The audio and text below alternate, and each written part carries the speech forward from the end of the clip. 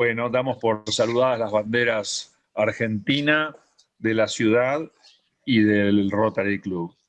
Invitados y amigos, muy buenos días. Preside la reunión de hoy nuestro amigo y vicepresidente segundo, el ingeniero Juan Insúa, porque nuestro presidente Alejandro Marolda ha tenido que atender un asunto urgente, nada grave. Hoy tendremos a dos ilustres oradores, nuestros consocios, los doctores Rodolfo Canese Méndez y Enrique Bulitgoñi, quienes nos hablarán sobre el llamado aporte solidario, extraordinario y por única vez vinculado a los patrimonios y al que entre nosotros podemos llamar impuesto a la riqueza.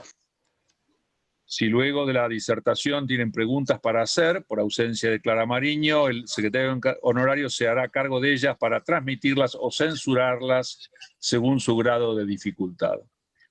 Nos acompañan como invitados el señor Federico Insúa, hijo de nuestro consocio Juan, presidente en ejercicio. Va a ser el primero en aplaudir a su papá.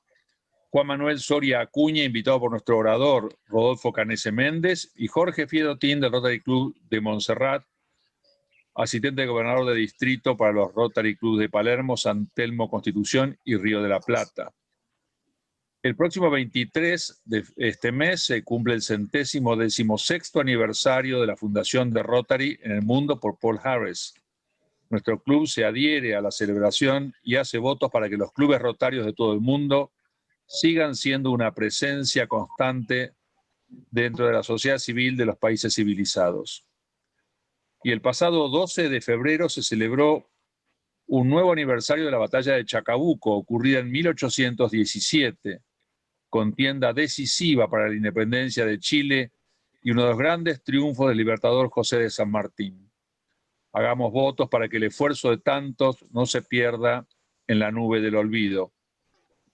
Adarva nos informa del fallecimiento de Elía Barrio de Werner, una de las socias fundadoras de esa institución que nos es tan cercana. Eli era viuda de nuestro consocio Emilio Werner. A ambos los recordamos con cariño. Les recordamos también a todos la posibilidad de contribuir con alguna colaboración económica para instalar cisternas en el Boquerón, Santiago del Estero. Se encuentra en marcha el operativo para dotar de cubrebocas o barbijos transparentes a los maestros y compañeros de niños con problemas auditivos, que tienen el propósito de facilitarles la lectura labial que les permite superar sus dificultades. Quienes quieran colaborar con alguna de las dos causas, por favor, contactarse con la Secretaría. El próximo miércoles 24 de febrero ocupará la tribuna el consocio doctor José Luis Puricelli, quien nos hablará sobre Astor Piazzolla, una página dorada en la historia de la música del siglo XX. Muchas gracias a todos por acompañarnos y le pido a los oradores que tomen la palabra. Adelante, Rodolfo y Enrique, por favor. Bueno, muchas gracias, señor presidente, en ejercicio, Juan, señor secretario, socios, invitados. Muchas gracias. Primero, quiero agradecer por dejarme participar de la tribuna y, sobre todo, compartir con una persona como Enrique Bulitgoñi, que para mí es uno de los próceres de la tributación. Ojalá pueda, en este rato, tratar de clarificar un poco algunas dudas de este aporte solidario, que fue legislado por la Ley 27605 el pasado 18 de diciembre. Y un pedido especial que le hacemos junto con mi compañero de tribuna es, por favor, no maten al mensajero, ¿sí? Empezamos un poco, y permítame empezar por el final, ¿no? ¿Cuál es el destino de esto? Esto es un aporte solidario y extraordinario, dice. El destino de lo recaudado, un 20% se va a destinar a equipamientos médicos, protección y demás, efecto de esta pandemia. Pero solo un 20%. Otro 20% va a ser subsidios a micro, pequeñas y medianas empresas. Otro 20% se va a destinar a becas de Progresar, básicamente. Un 15% a un fondo de integración sociourbana y un 25%, el mayor porcentaje, a financiar la exploración de gas de YPF. Y acá es un poco, si bien este aporte solidario extraordinario, que no es un impuesto, tenía ciertos resquemores, cuando un cuarto de eso se va a destinar a financiar a una empresa privada que tiene accionistas privadas que cotizan en la Bolsa de Buenos Aires, en la Bolsa de Nueva York, ya genera mayores controversias, ¿no es cierto? Carolina, ¿la presentación la tenés? ¿Podés compartir pantalla? No sé si ahí hay estoy. un Dame PowerPoint. un segundito. Sí. Ahí vamos. Ahí vamos. La siguiente slide. La presentación es más que nada una guía para que no nos perdamos y estemos todos más o menos hablando del tema. Pero tengamos en cuenta que se crea este aporte, que es por única vez, ¿sí? Dice, y es un hecho imponible instantáneo. Es igual que el impuesto sobre los bienes personales. Es decir, que el aporte solidario es una foto al 18 de diciembre y el impuesto a los bienes personales es otra foto, pero al 31 de diciembre. Y lo que deberíamos analizar un poco es qué es lo que grava uno o cuáles diferencias hay entre uno y otro, porque constantemente nos remite a la ley del impuesto a los bienes personales y a la ley de impuesto a las ganancias y a la ley de procedimiento tributario, sin ser un tributo, o sea, porque lo aclararon y como bien me aclaró nuestro secretario honorario, Juan Javier, el presidente mismo dijo, esto no es un impuesto. Entonces, ahí es donde decimos de qué es lo que estamos hablando. Claramente, y lo vamos a seguir viendo adelante, tenemos un tema de doble imposición, ¿no? Los mismos bienes se graban al 18 de diciembre de 2020 y al 31 de diciembre del 2020. Y se suman las alícuotas, ¿no? Porque encima tienen unas alícuotas que se incrementan la de un impuesto con el otro impuesto y hay que adicionarlos en el caso de que existan bienes que estén en el exterior. Hay un mínimo exento, que son los 200 millones. Pero si se excede en un peso de los 200 millones, ya el total del patrimonio queda alcanzado.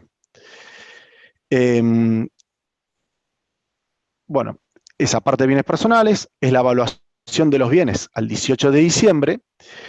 ¿Qué cotización aplica? Aplica la cotización del día 18 de diciembre, que era 82 pesos. Es decir, que 200 millones, que es el mínimo exento, dividido 82, nos da 2.439.000 dólares. No es un dato menor, porque cuando se empezó a hablar de esto un año antes eran 3,5 millones y ahora bajó a 2 millones, bueno, menos de 2,5 millones de dólares. Hay un atenuante o una posibilidad de reducir las alícuotas incrementales para quienes tienen bienes en el exterior, que es si se repatria el 30% de los activos financieros en el exterior. Y acá hay un tema que importa clarificar, porque si uno tiene los activos en el exterior son inmuebles, supóngase, en ese caso no es posible la repatriación, ¿no? Entonces, lo que dice la norma es un 30% hay que realizar los activos financieros y un 30% repatriarlos. Hubo una consulta que se le hizo al fisco, es ¿qué pasa si yo tengo inmuebles por un valor importante y una cuenta en el exterior o activos financieros no tan relevantes o importantes como el valor de los inmuebles? En ese caso, el fisco lo que respondió es, bueno, hay que traer el 30% de los activos financieros y con eso se accede al beneficio, y pongo con los dedos, hago comillas, de la alícuota reducida. El plazo para repatriar los bienes es de 60 días hábiles administrativos a partir del 18 de diciembre. ¿Sí? Y el destino de esos fondos repatriados es o colocarlos en una cuenta abierta a tal objeto, ¿se acuerdan cómo era en el blanqueo, ¿no? Una cuenta específica abierta en un banco regido por la Ley de Entidades Financieras, o convertirlos a pesos mediante la venta de esos en el mercado único y libre de cambios, o la compra de obligaciones negociables, o una opción que se abrió, y esta a mí me parece de lo más interesante dentro de lo que es un aporte a sociedades regidas por la ley 19.550. Es decir, que se puede repatriar hasta un 30% de los activos financieros y hacer un aporte a una sociedad de la cual uno ya sea accionista con anterioridad. ¿Sí? Y esa sociedad lo que sí tiene es un periodo un bloqueo a distribuir dividendos hasta el 31 de diciembre del 21. ¿sí? ¿Querés pasar a la siguiente, Carolina? Ahí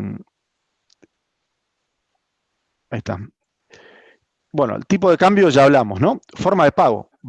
Se tiene que pagar al 31 de marzo y lo interesante acá es que no se permite la compensación, es decir, que hay que ingresar el tributo.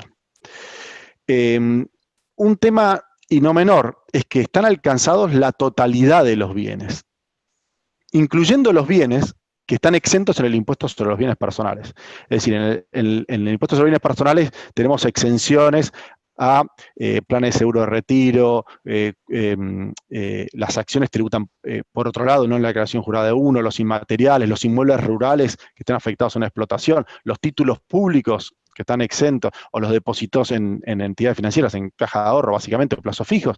Bueno, todos esos bienes acaban a formar parte del activo gravado.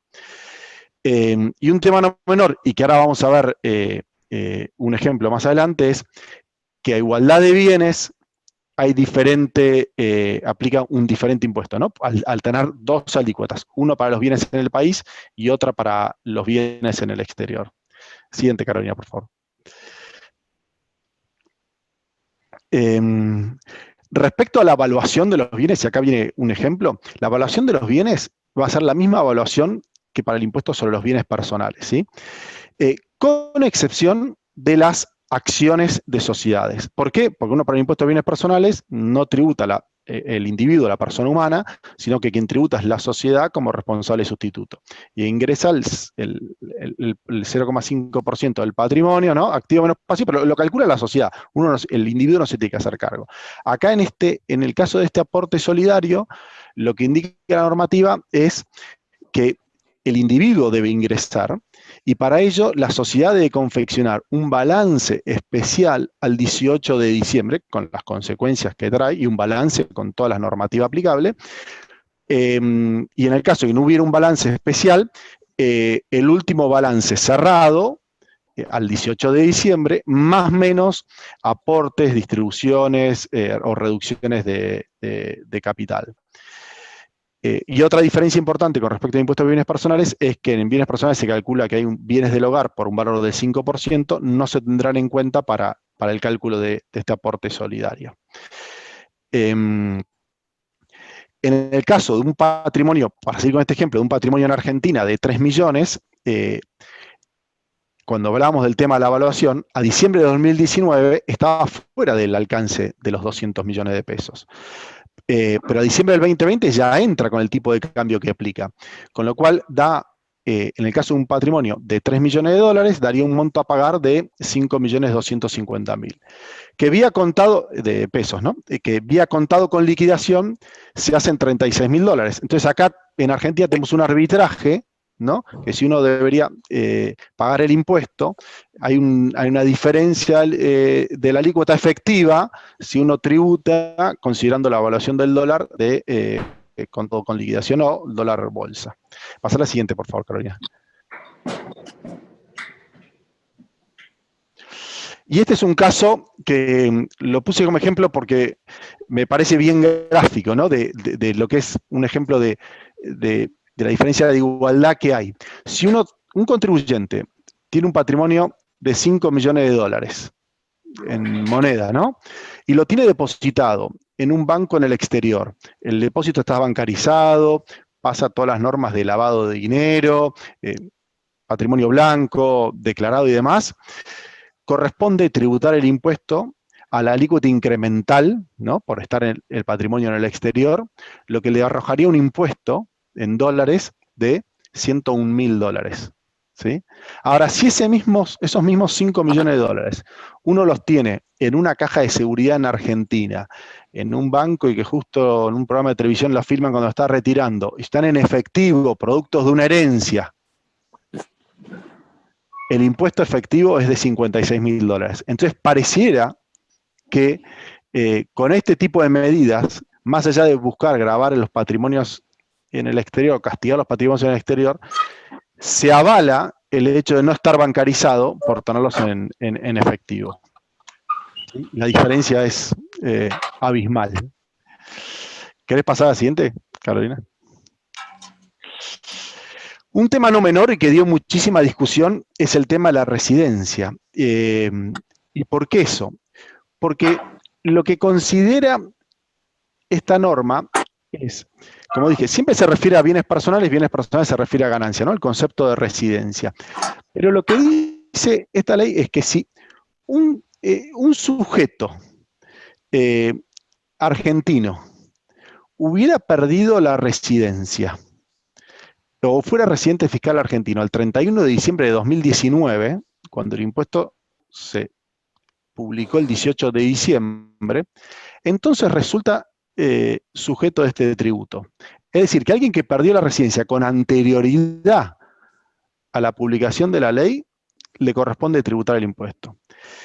Pero peor me parece el caso de los sujetos argentinos que han perdido la residencia fiscal. Por ahí, cuando eran menores, se fueron a vivir a un país de baja o nula tributación o a un país considerado, con el cual Argentina no tiene un intercambio de información y entre ellos califican, por ejemplo, Paraguay o Bolivia, y en ese caso dice que corresponde tributar el impuesto. Yo me causó gracia hace poco, capaz que alguno la leyó, salió una nota de un argentino en La Nación, decía, se fue a Paraguay y se hizo millonario. Y él contaba que se había ido a Paraguay en los años 90. O sea, una persona que hace 20 años que vive en el exterior, que por ahí no tiene ningún activo ni ningún bien en Argentina, corresponde que ingrese el impuesto. ¿Y eso por qué? Porque la nacionalidad argentina es irrenunciable. O sea, un argentino puede adquirir una segunda nacionalidad, ¿sí? No sé, de cualquier otro país. Generalmente los países europeos aceptan doble nacionalidad. Pero la nacionalidad argentina es irrenunciable. Entonces uno siempre sigue siendo argentino. Y lo extraño acá de la norma es que habla de los nacionales argentinos. Entonces eso llamaba mucho la atención, ¿no? Que primero, grava sujetos que no eran sujetos tributarios al momento de promulgación de la ley porque habían decidido perderla, y otros que por ahí nunca lo fueron porque nacieron en Argentina y luego se fueron a vivir al exterior. Que es otro concepto que ya fue incorporado en la ley de impuestos a bienes personales.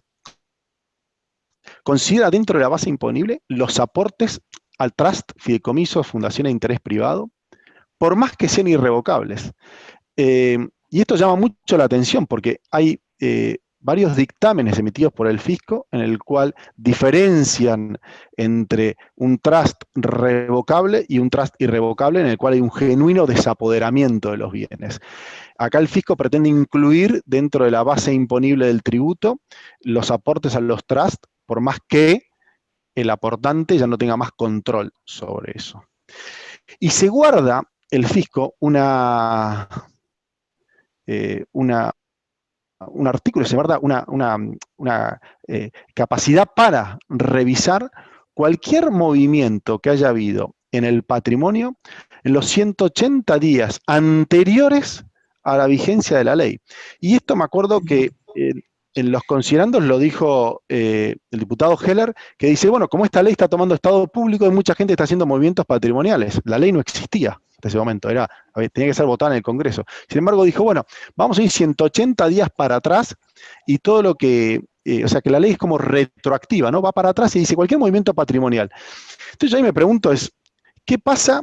La elusión fiscal, que es algo totalmente legal y válido, me está diciendo que, más que sea legal y yo le haya donado, por ejemplo, un sujeto que esté en el límite del tributo y decida hacer una donación al hijo o haya consumido ante la vigencia de la norma, me está castigando o pretende castigarme, ¿no? Este tributo. Con lo cual se da lugar a, no sé, a la especulación y da mucho lugar a la maniobra por parte del fisco. ¿Querés pasar a la siguiente, Carolina? Para ir concluyendo y no extendiéndonos mucho más en el tiempo. ¿Será por única vez este aporte solidario? O sea, ¿realmente es así? ¿Qué nos indica la experiencia? O sea, más de uno dice, bueno, este impuesto que sale por un tiempo, una vigencia, y se ha extendido, nuestra historia está llena de casos similares. Lo que llama la atención es que ha generado tanto ruido y es más bien, uno ve que la prensa genera mucho ruido de prensa, pero al final la recaudación que se estima es menor al 1% del PBI, con lo cual es realmente necesario para las graves consecuencias que tiene, que es espantar inversiones. Bueno, incorpora conceptos que afectan al contribuyente, por ejemplo, que grava la totalidad del patrimonio, entre ellos los títulos públicos argentinos, que más allá de estar defaulteados, estaban exentos de bienes personales. Se crea un régimen de información, y esto no es menor, porque lo que dice es que aquellos sujetos que al 31 de diciembre del 2018 tengan un patrimonio superior a un monto determinado, o al 31 de diciembre del 2019, ¿sí? Que son 80 millones al 18 y 130 millones al 19, corresponde que informen. Entonces lo que está haciendo la norma es, o sea, la propia ley nos dice, si fuiste reciente, o sea, se publicó el 18 de diciembre, pero si eras reciente al 31 de diciembre del año anterior, estás incluido. Si entre los 180 días anteriores hiciste un movimiento de tu patrimonio, o sea, hubo una ilusión, te puedo revisar. Y además quiero que me informes si tenías un patrimonio determinado al 31 de diciembre del 18 y al 31 de diciembre del 19. Son 80 millones, 130 millones. ¿Por qué es eso? Porque quiero seguir la evolución de ese patrimonio, ¿sí? Y ver qué es lo que ha sucedido. Entonces va a dar lugar, nosotros estimamos que esto va a dar lugar a mucha discrecionalidad por parte del fisco, ¿sí? Es decir, la propia ley y la reglamentación le está dando demasiadas armas al fisco para venir a combatir instrumentos que son por ahí totalmente legales y válidos. Con lo cual nosotros creemos que esto va a incrementar mucho la litigiosidad, ¿no? Es muy difícil, y como hablábamos al principio, si tiene el gobierno, o mismo hasta el presidente lo dijo, que esto no era un tributo, era un aporte solidario extraordinario de los que más tienen para los que menos tienen, para morigerar la pandemia, pero un cuarto se va a financiar una empresa privada. No es un tributo, y lo dijo el presidente de la Nación, porque si no sería declarado inconstitucional, pero si se rige por los mismos principios de la ley de impuestos a los bienes personales, impuestos a las ganancias, de la ley de procedimiento fiscal, tiene 4 patas, ladra, mueve la cola, y decimos que no es un perro, a mí cuesta mucho creer.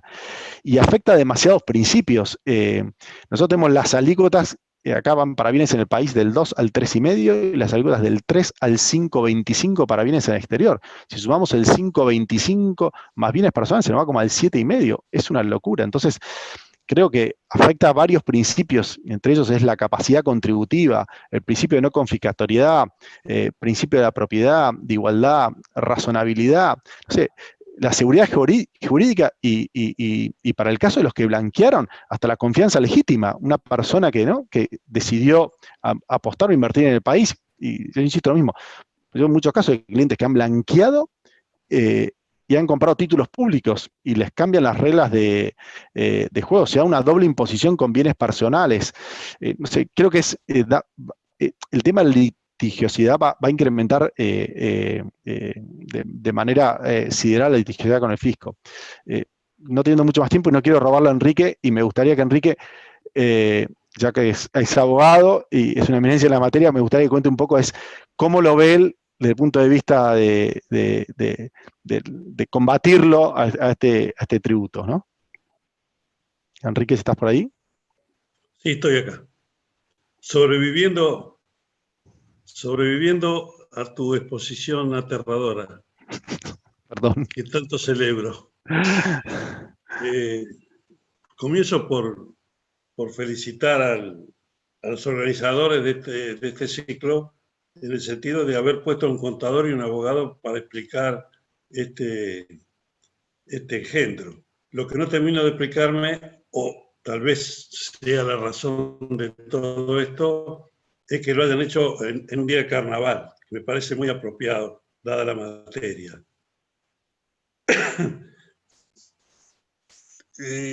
A diferencia de Rodolfo, yo no voy a usar ningún PowerPoint porque apenas sé escribir un PowerPoint.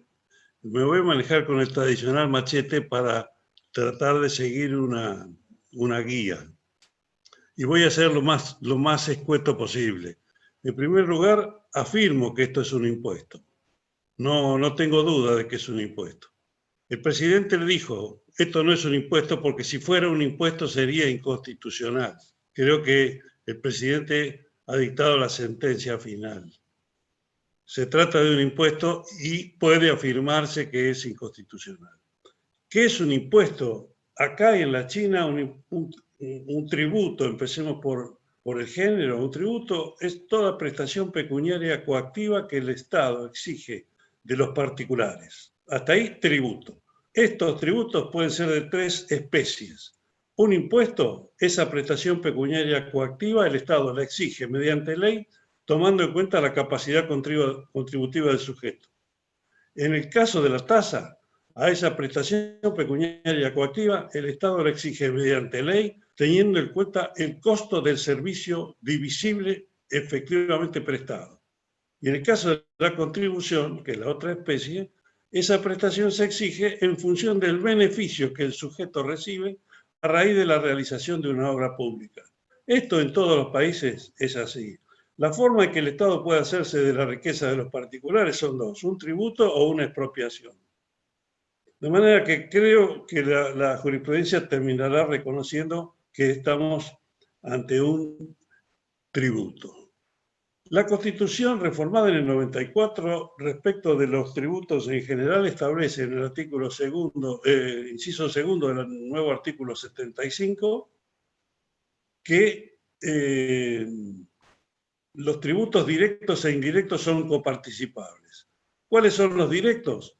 Los criterios para distinguir entre impuestos directos e indirectos son muy antiguos y han ido perdiendo toda validez práctica. Pero de todos modos nos interesa destacarlo porque la Constitución la mantiene. Se considera impuesto directo aquel que toma en cuenta la capacidad contributiva específica del contribuyente y que serían impuestos básicamente no trasladables. En cambio, sería un impuesto indirecto aquel que por su estructura, por sus características, a diferencia de los anteriores, serían básicamente trasladables. Todos sabemos, y la ciencia económica ha avanzado sobre la jurídica en esto, de que el tributo es trasladable en función no de sus propias características, sino por las condiciones del mercado en las que se den. Ahora, lo que dice este inciso segundo del artículo 75 es que todos los impuestos contenidos en él, excepto el impuesto aduanero, son coparticipables. En cambio, este impuesto, este aporte extraordinario y solidario, no va a ser coparticipado. Si es un impuesto, debió haberlo sido. Pudo haber sido excepcionado parcialmente de la coparticipación, como nos dice el inciso tercero del artículo 75, que dice que le corresponde al Congreso establecer y modificar asignaciones específicas de recursos coparticipables por tiempo determinado, por ley especial aprobada por la mayoría absoluta de la totalidad de los miembros de cada Cámara. El gobierno,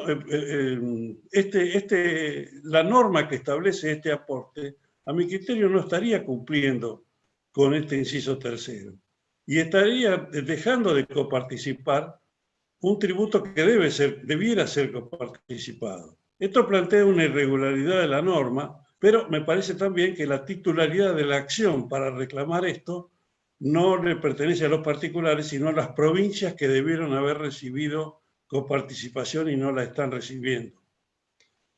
Y ya que hago esta referencia a la coparticipación, me parece casi risueña la recomendación que contiene uno de los artículos de la ley que dice: esta ley deberá aplicarse con criterio federal. Justamente la ley está violando el primero de los criterios federales a los que debió haberse sujetado. Debió haber cumplido con los recaudos del inciso tercero para haber sustraído a este aporte, que en realidad es un impuesto, de la masa de los impuestos coparticipables. Sobre este tipo de consideraciones, me parece importante hacer una reflexión también de tipo introductorio. Una sentencia judicial de ningún nivel, ni del primer nivel ni de la Corte Suprema, que sería el último, puede hacer desaparecer del mapa a una ley. La sentencia de la Corte no podría derogar esta ley. Lo único que podrá hacer la sentencia, la última que se dicte, será invalidar la aplicación de la ley para el caso. Es decir, dada la característica del auditorio de hoy, no es necesario hacer la aclaración, pero a lo mejor se justifique por la diversidad profesional del auditorio, es decir, no cabe acá la posibilidad de quedarse en la cueva a esperar cómo se resuelve esta discusión de si la ley sancionada es legítima o no, porque si se resuelve que es ilegítimo, yo me quedo tranquilo, no va a pasar nada. No es así. Acá el partido hay que jugarlo persona por persona. Y lo más que se puede obtener es una sentencia que se refiera al caso concreto que se haya planteado. Porque la posibilidad de derogar una ley solo pertenece al Congreso. De manera que es un tema en el que hay que estar atento y actuar según corresponda. Pero no vale esta posibilidad, digamos, de quedarse esperando a ver qué se resuelve en definitiva. Otra reflexión, digamos, que me parece importante, un tema para reflexionar más bien que dar una reflexión, es la siguiente. No está al alcance del Poder Judicial emitir juicios de valor sobre la conveniencia o inconveniencia de la ley. Hay una vieja sentencia norteamericana que tiene tal vez más de un siglo, en una causa Moon contra Estado de Illinois, donde la Corte norteamericana dijo: para protestar contra las leyes equivocadas, los pueblos deben acudir a las urnas, no a los tribunales. Es decir, hay que ir a las urnas, votar otra línea política para que derogue la ley. Los tribunales no son jueces de la calidad de la ley, ni jueces de la pertinencia ni de la oportunidad de la ley. Los jueces están para resolver sobre la constitucionalidad de las normas que se les someten a su decisión. Ahora, sentado esto, que los jueces no pueden juzgar sobre la calidad de la ley, a mí me parece importante introducir en los cuestionamientos que se hagan algunas consideraciones sobre la absoluta inconveniencia para un país como la Argentina de hoy, un ataque de semejante voltaje al capital, porque sin el capital difícilmente la Argentina pueda surgir de la situación en la que está. ¿Por qué digo esto? Porque la Corte, además de ser la cabeza del Poder Judicial, es uno de los poderes del Estado. Y la Corte suele resolver las causas políticamente. La Corte no puede desentenderse del destino del país y del pueblo que integra. Yo siempre suelo poner un ejemplo de una Corte que con inteligencia intervino en su fase negativa en una cuestión política. Cuando los aviones japoneses bombardearon Pearl Harbor, el gobierno de Roosevelt detuvo toda la cantidad de japoneses que pudo que estuvieran en la zona de California y los sometió a tribunales militares. Y los detuvo en establecimientos militares. La Constitución norteamericana tiene una disposición semejante a la nuestra que prohíbe sacar a los ciudadanos, a los habitantes de la Argentina, de sus jueces naturales. Los jueces naturales no son los jueces militares, los jueces naturales son los jueces civiles. Todos los japoneses detenidos, sus abogados, sus familiares, plantearon cuestiones judiciales tildando de inconstitucional a esta decisión del gobierno de Roosevelt. Y la Corte norteamericana dictó un fallo ejemplar, diciendo que ni siquiera en tiempos de guerra el Estado norteamericano podía apartarse de la cláusula constitucional referida. es decir, un fallo ejemplar. Pero claro, lo dictó 6 meses después de terminada la guerra. Esa es una corte inteligente. Es decir, se salvó los principios, reafirmó el principio constitucional, pero no interfirió con la línea política del Estado y con el interés concreto norteamericano, que era ganar la guerra. Entonces, yo no descarto que pueda tener alguna importancia en esas presentaciones que los contribuyentes afectados decidan realizar, deslizar algunos párrafos acerca de, digamos, de la inconveniencia institucional de la medida adoptada, dada las características de la situación argentina.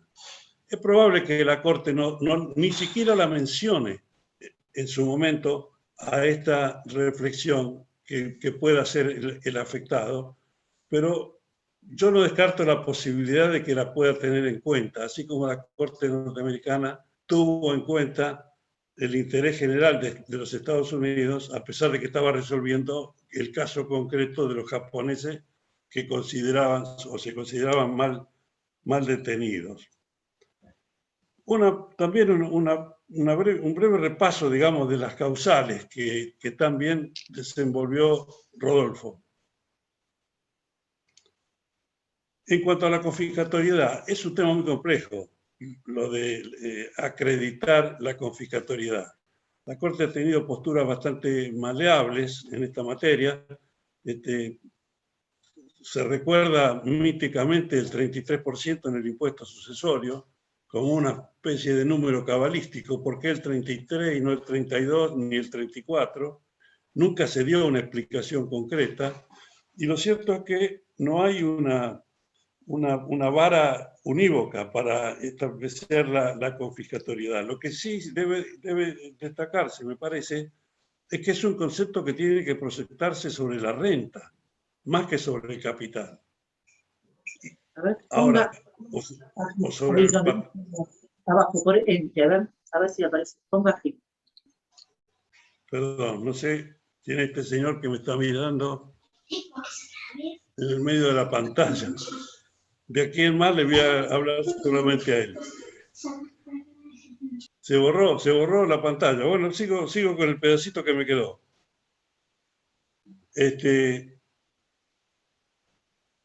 Digamos que la noción de confiscatoriedad tiene que proyectarse más sobre la renta que sobre el patrimonio, teniendo en cuenta que del otro lado está el interés general de la propiedad, ¿no? Que linda con esa noción de que no puede mantenerse la riqueza ociosa. Hay una especie de compromiso general de así no hacerlo, pero no creo que sea una cuestión sancionable. Por otro lado, lo que bien señalaba Rodolfo, no es sensato, no es razonable gravar el patrimonio sin considerar los pasivos. Una persona que tiene un patrimonio de 100 y una deuda de 90, gravarla sobre 100 en lugar de sobre 10 es ridículo frente a otra persona que tiene un patrimonio de 100 neto, sin un pasivo deducible.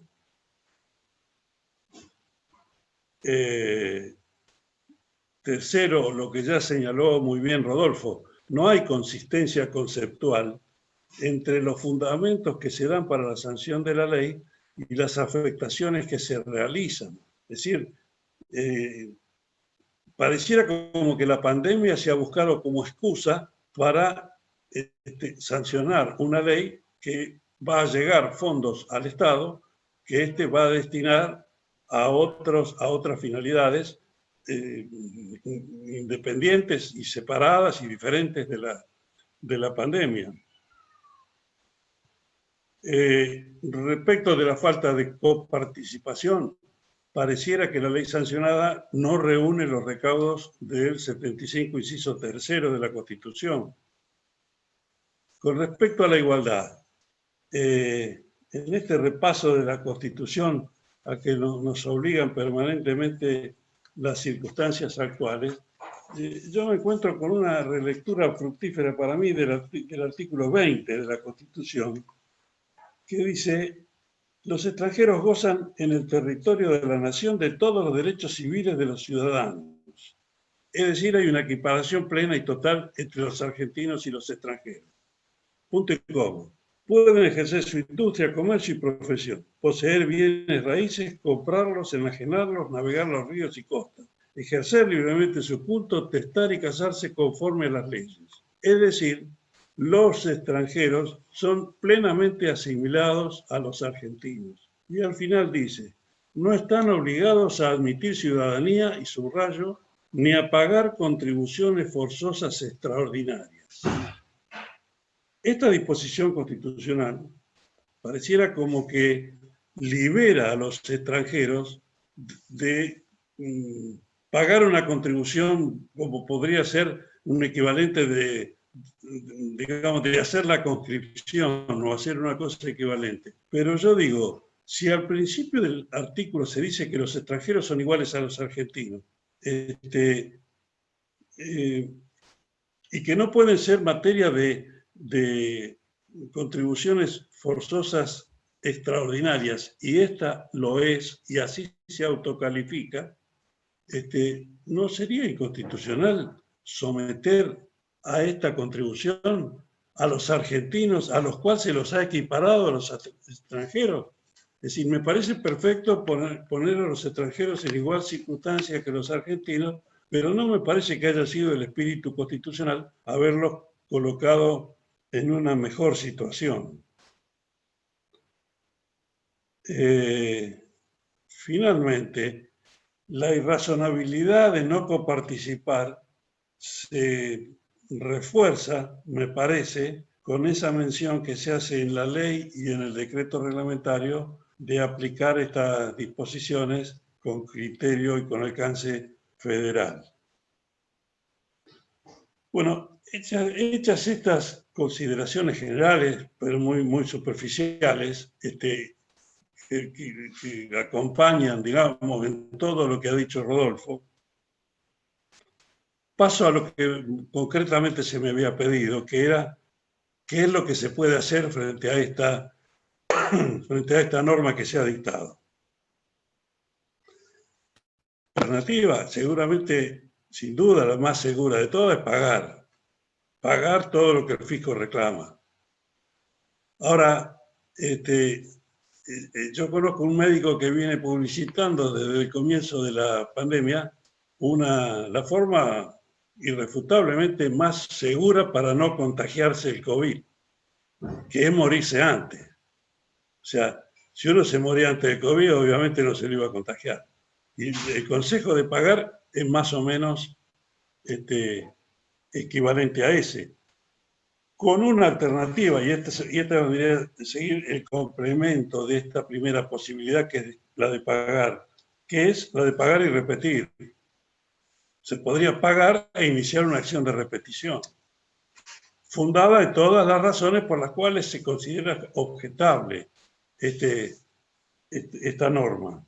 Ahora, debe saberse también que esa acción de repetición lleva tasa de justicia, honorario de abogado, incertidumbre del pleito, posibles actitudes hostiles por parte del fisco a aquellos que hayan repetido, en fin. Pero como alternativa debe señalarse que una posibilidad es pagar y quedarse quieto en la gloria de haber cumplido con la ley a rajatabla.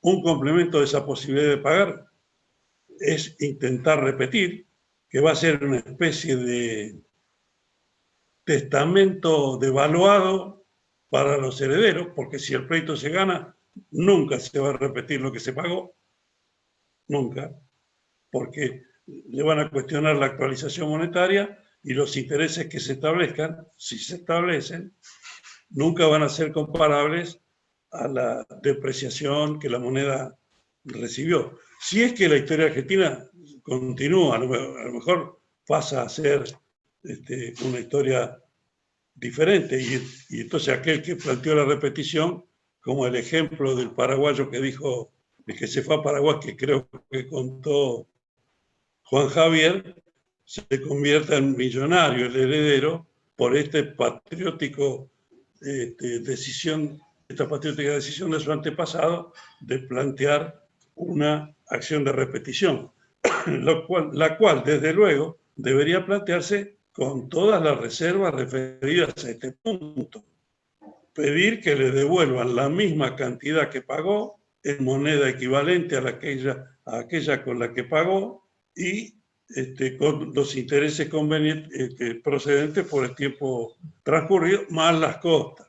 No se olviden de las costas, que de eso se sustentan la familia de los abogados presentes.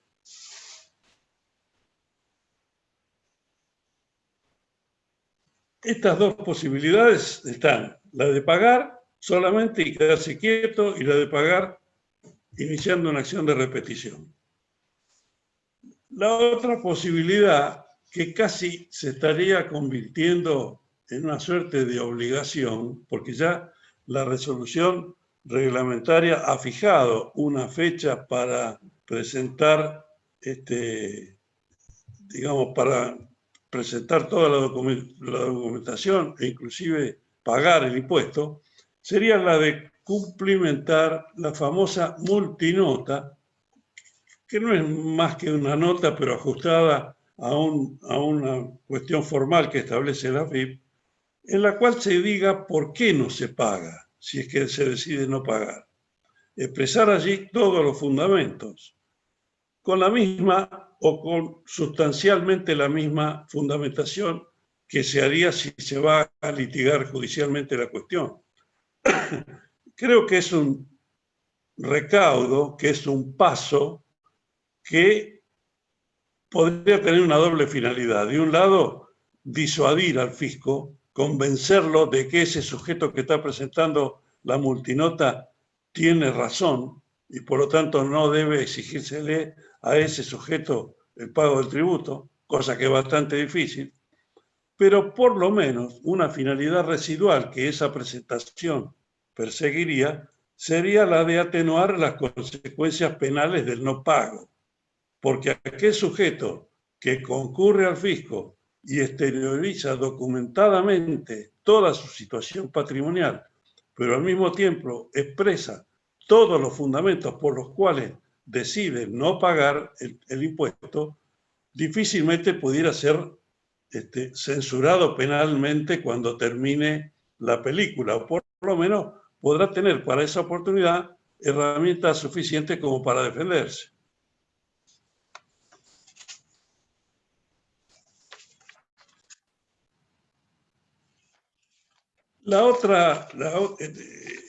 El otro punto, digamos, en el cual se coloca el escenario posible de los sujetos destinatarios de esta norma, es la de esperar a que venga la AFIP con un requerimiento,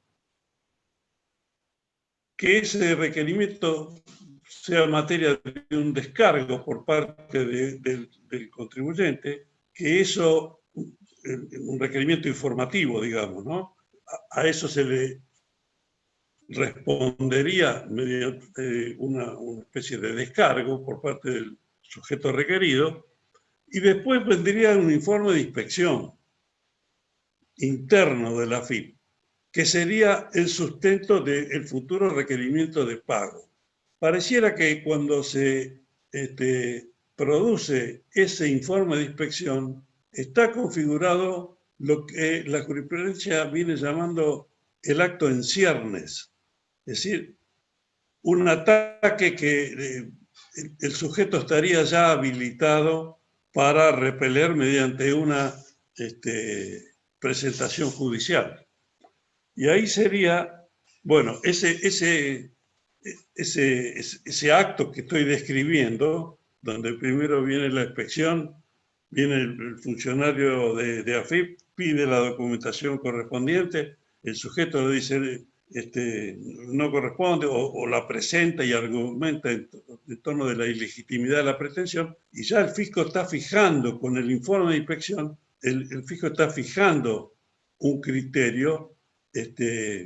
Bueno, si ese criterio se consuma con el requerimiento efectivo, ahí una de las alternativas que el sujeto tiene disponible es la de continuar con el procedimiento administrativo tributario que está regido por la ley 11683, a la cual la ley y el decreto reglamentario dicen que la resolución de la FIP va a ser complementaria de esta disposición de fondos. Es decir, que la propia ley, como bien lo destacó Rodolfo, la propia ley de este aporte está declarando a la ley impositiva nacional como la ley de procedimiento impositivo nacional como la aplicable.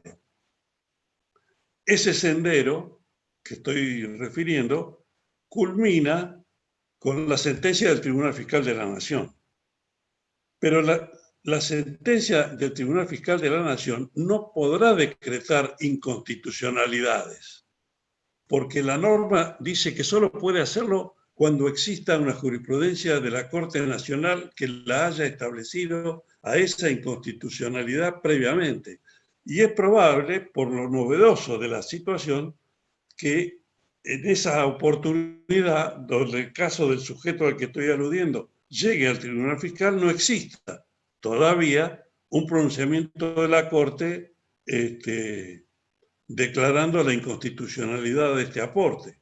Es decir, que la causa quedaría por lo menos stand-by en el Tribunal Fiscal hasta que esa posibilidad se diera, o incluso con un rechazo de la apelación por parte del Tribunal Fiscal diciendo los agravios que se traen no están al alcance de este tribunal.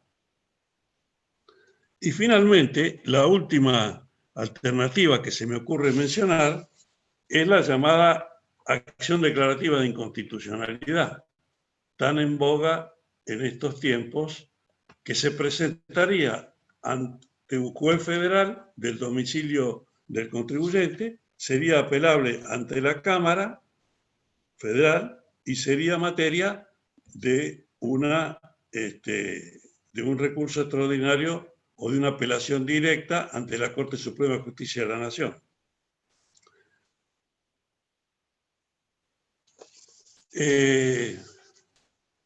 Esta acción declarativa de inconstitucionalidad debería ser acompañada de una medida cautelar de no innovar, es decir, para que el fisco no siga avanzando con su procedimiento y pueda llegar a trabar embargos o disponer incluso realizaciones de bienes del sujeto a las resultas de lo que se decida en la acción declarativa mencionada. Cada una de estas alternativas está llena de casamatas, está llena de accidentes geográficos, que sería del todo improductivo, a mi juicio, tratar de imaginarlos como para sentar opiniones. Son cosas con las cuales los abogados tropezamos habitualmente. Y me parece que estos que he marcado son las conductas posibles, ¿no? Estoy revisando rápidamente el machete y me parece que digamos, tanto de la ley como del decreto reglamentario, como de esta resolución 4.930 que se dictó el 5 y se publicó el 8 de este mes, que fija el plazo del 30 de marzo, son un poco las alternativas posibles. Ahora, para cerrar, como todas las cuestiones controvertidas en derecho, no hay una avenida asfaltada de doble mano, con la iluminación plena que conduzca al destino querido.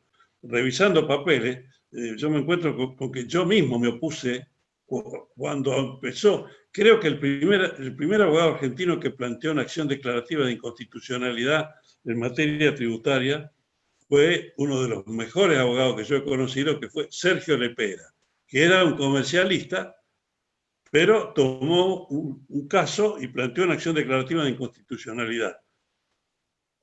Y yo en ese tiempo asesoraba a una jurisdicción que fue la demandada y me tocó emitir opinión y sostuve algo que todavía se sigue haciendo referencia en algunos autores que tratan el tema, y que a mí me clava un pequeño escarbadiente en el corazón, porque he abandonado totalmente esa posición en el campo de la doctrina, pero en esa oportunidad yo sostuve que en materia tributaria no había, la acción declarativa tiene tres presupuestos fácticos. Uno es la existencia de una situación de incertidumbre. El otro es la afectación del sujeto que plantea la acción declarativa. Y el tercero es la inexistencia de otra vía. Yo lo que decía era que en la acción declarativa en materia tributaria no había una situación de incertidumbre, sino lo que había eran dos certidumbres no coincidentes. Había dos certezas contrapuestas. Esto es lo que sostuve yo hace más de 30 años. Sería una redundancia, pero se lo subrayo. Tenía 30 años menos. Tenía menos experiencia y tenía mucho mayor desenfado, digamos. Porque en realidad, visto hoy a la distancia, la existencia de certezas contrapuestas está presente en toda la cuestión jurídica. Por algo los maestros enseñan que toda norma general es un campo abierto a varias posibilidades interpretativas. Y esas varias posibilidades interpretativas recién se cierran con la norma individual, que es la sentencia.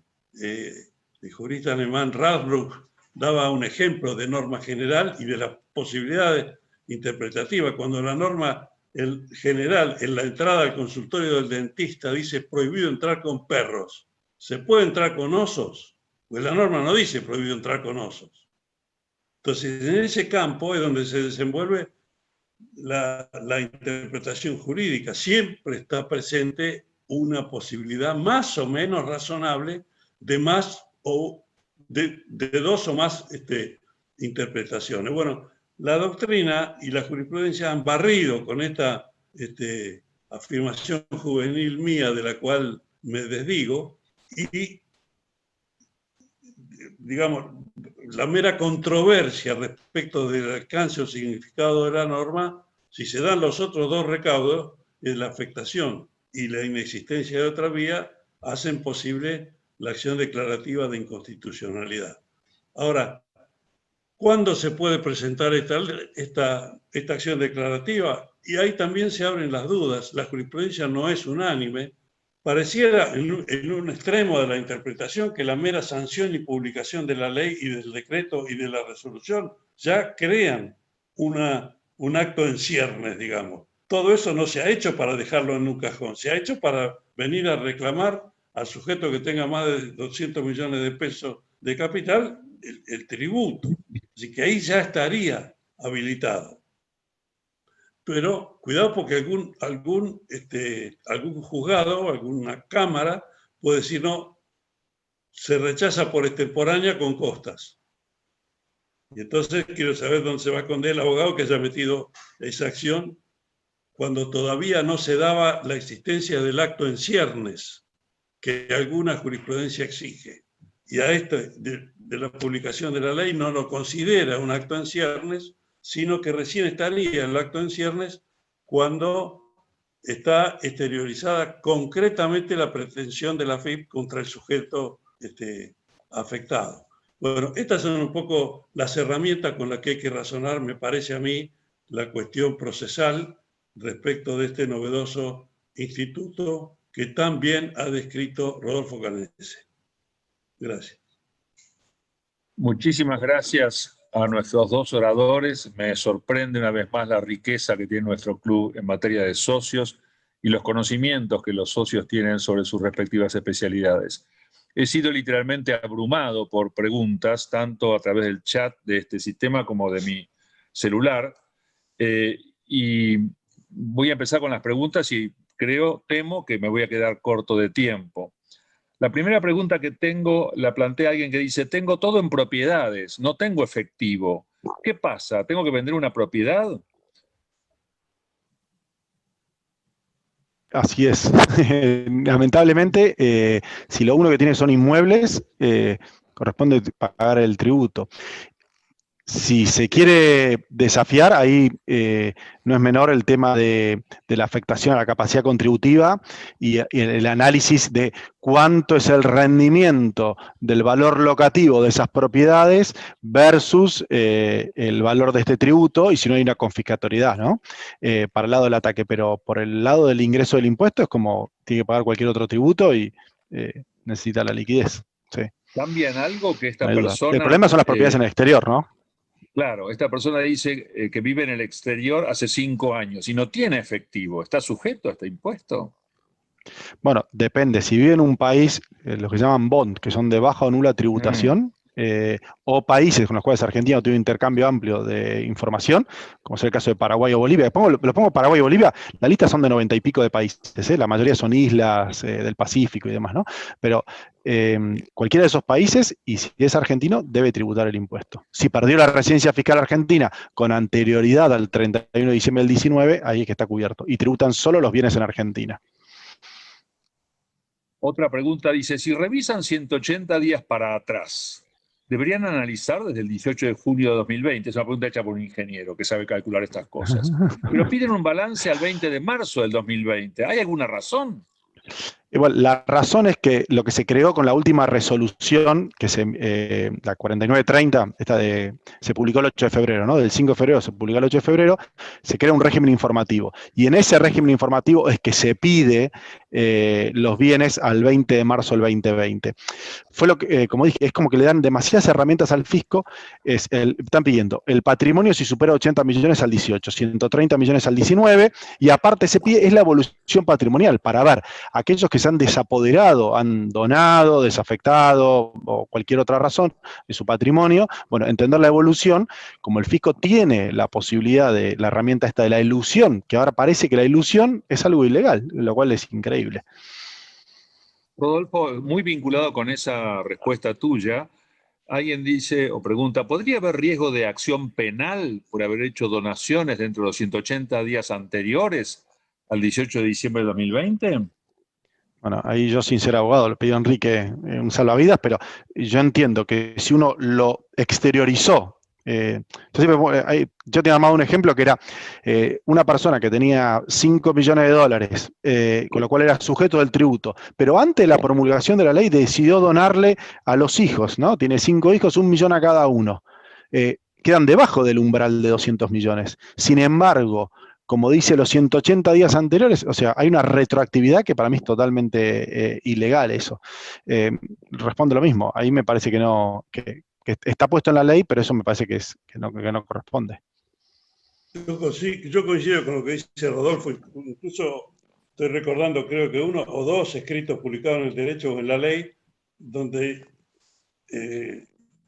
yo sentaba mi posición personal de que para mí siempre la ley retroactiva es inconstitucional, porque al sujeto no se le puede atribuir la facultad de adivinación, como para saber, creo que esto lo dije en el caso extremo, que creo que debe ser comentado en todas las universidades del mundo, del impuesto a la renta mínima presunta.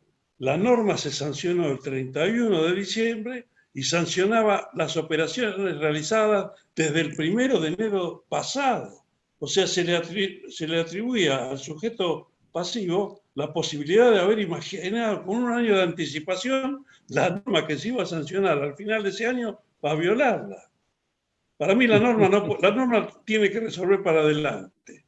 Y si trae algunos perjuicios, lo que en tributación se llama de una manera que en este momento no me viene a la cabeza, que es aquel que hace sabiendo que se va o intuyendo o habiendo escuchado que se va a sancionar un determinado impuesto, hace un determinado movimiento que después queda afuera de ese determinado impuesto. A ese señor hay que felicitarlo, pero no se lo puede sancionar. De manera elusiva. La ley resuelve para el futuro. De acuerdo. Excelente, Enrique. Una pregunta que a mí me fascina también porque tengo algún toque con el derecho comercial. ¿En qué concepto se producirá la transferencia de fondos a YPF? ¿Aporte de capital? ¿Es un subsidio? ¿Afectará la participación que tiene el Estado en el capital de YPF? La norma no especifica de qué manera va a ser el aporte. Lo que dice es que un 25% se va a destinar a programas y proyectos que aprueba la Secretaría de Energía de exploración, desarrollo y producción de gas natural. Y con proyectos entre Energética Argentina, Sociedad Anónima, y los viabilizará con YPF, Sociedad Anónima, en forma exclusiva. ¿Sí? Entonces, no está ahí, la norma no aclara bajo ningún concepto si eso va a ser un aporte de capital, un préstamo o de qué manera, o un subsidio. Pero claramente el acuerdo es de forma exclusiva con YPF, Sociedad Anónima. Rodolfo, yo tengo alguna pequeña formación legal y me acuerdo de algo que se llamaba la igualdad ante la ley. Es decir, que esta es una empresa favorecida por un régimen legal especial en desmedro de todas las demás empresas que hay en el país. Así es, para que explore y produzca gas. Es una locura. Para una empresa que cotiza en la bolsa de Estados Unidos, en Nueva York cotiza. Claro. O sea que hay debe haber minoritarios extranjeros. Eso es lo increíble. Que estarán encantados de recibir esta inyección de fondos fantástico. Juan José Scali hace una pregunta que debe estar en la cabeza de todos nosotros y temo que la respuesta sea la que espero. ¿Esto es por única vez? ¿Puede decirse que no se va a volver a aplicar el año que viene?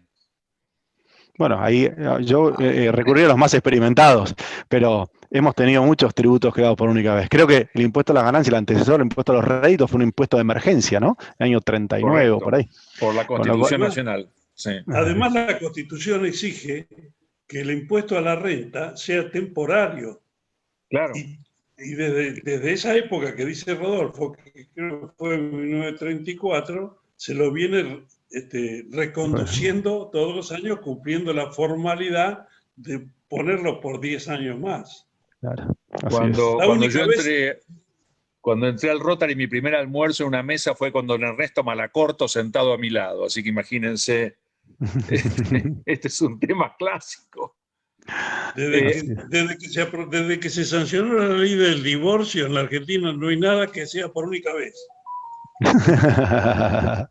Precisamente la ley de divorcio menciona a alguien que la Corte Suprema, en el caso Cejean, por última vez usó el artículo 20 de la Constitución para equiparar extranjeros y nacionales, al referir que el derecho a casarse es un derecho constitucional común a extranjeros y argentinos. Y como sé que vos, Enrique, mencionaste el artículo 20, creo que este comentario es más que atinado. Sí, señor. Sí, señor. Juan Cejean, gran amigo, fue el que tuvo el coraje de hacer el primer pleito y obtener una sentencia favorable de divorcio.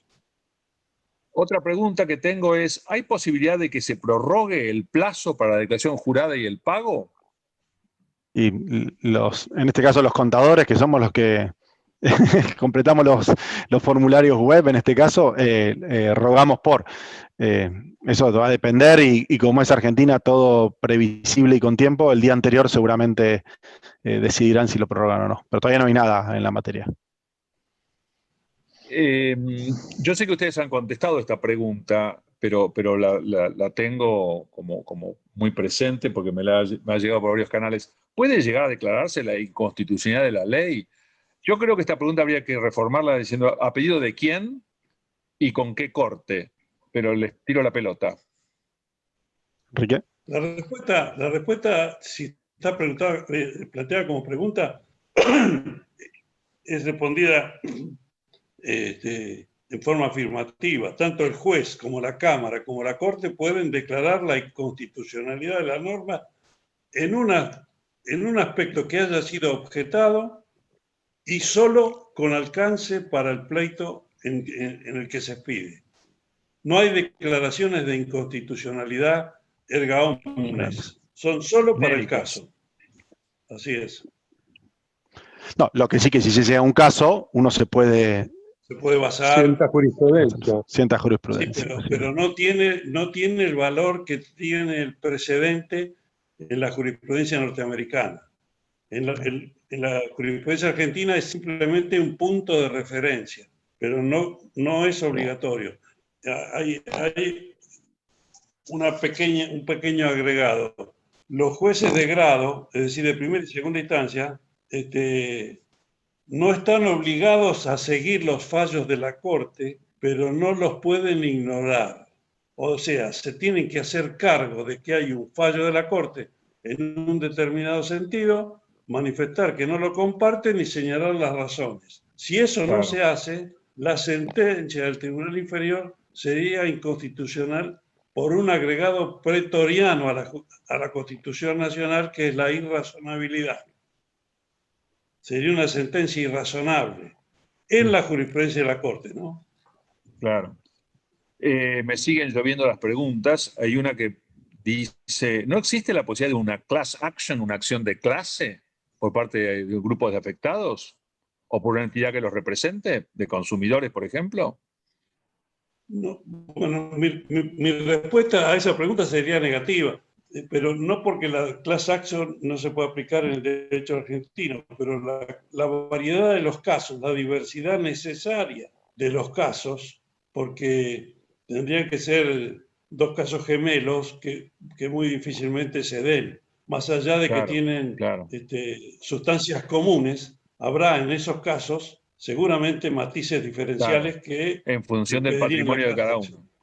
Claro.